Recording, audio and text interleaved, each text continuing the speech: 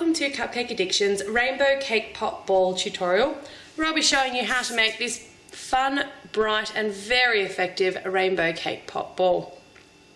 Rainbow layer cake and rainbow cupcakes are all the rage at the moment, so for me that equates to rainbow cake pops. Everything seems to be getting turned into cake pops these days, so I thought why not a rainbow cake pop ball. I've made a batch of our basic cake pop mix. The recipe and tutorial that I do have online on our channel is a chocolate mix. I've simply translated those exact measurements into a vanilla mix. So I've used vanilla cakes, vanilla buttercream, and then I've taken that vanilla mix, vanilla cake pop mix, and I've spooned it into 5 separate containers. I've used a little bit of food colouring in 5 different colours that I like, just to colour that up to make 5 different pots of 5 different colours of cake pop ball mix. So let's get started. What I'm going to do, I've actually prepared some balls earlier because there is quite a lot of freezing in this tutorial. It's quite a long tutorial, so I will try to get through it as quickly as I can. We're going to start by rolling a small marble-sized ball of the darkest colour that you have. So for me that's blue. Just going to pull up a little bit of the cake pop mix, roll it between my hands to make a lovely little marble. Now I'm going to let that sit in the freezer for about 5 minutes until it's hard. This one here that I've got is already frozen.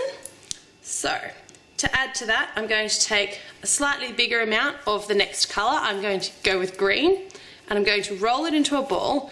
Then I'm going to flatten it out in the palm of my hand, take my frozen dark blue marble sized piece, and you can see there I'm just folding it over to cover that blue, and then I'm going to roll it into another ball. That is now going to get placed into the freezer for another 5 minutes before we move on to our next colour. Here I have my green ball that's been frozen for 5 minutes. So we're going to do the same again with our next colour. I'm going to go with yellow. We're going to take just a little bit more. It's quite messy, this job, so be prepared to get dirty. Alright, so I take my yellow mix and I take my frozen green ball, and I'm just going to do the same again. So I'm just going to pat that all the way around. Don't worry if some of the underneath colour does show through. You're not going to notice that at the end result of the cake pop ball. So there's our yellow coat. Don't be tempted to put too much of any colour on, because you don't want these cake pop balls to get out of control big. You want to try and keep them about the same size as a normal cake pop ball. So I'm taking my frozen yellow ball, I'm taking some of my orange, probably getting a little bit more of the mix now, just because we're getting a bigger ball that we've got to cover. So once again we roll that orange ball, flatten it out, take our frozen yellow, and over goes that orange, pressing it around all the way around, covering as much of that yellow as we can, and then rolling it into a lovely round ball. Alright, the last colour that I'm going to go with is going to be the red. So I'm going to take my frozen orange ball. You can see why I prepared these balls earlier, or we'd be waiting all night for the freezer to freeze them for 5 minutes in between. So I'm going to take some of that red, roll the ball, flatten it out again, take my frozen orange ball and cover it over.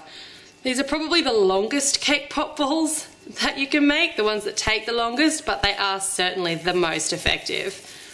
They're sure to get a shock of awe when somebody bites into them and realises what's inside.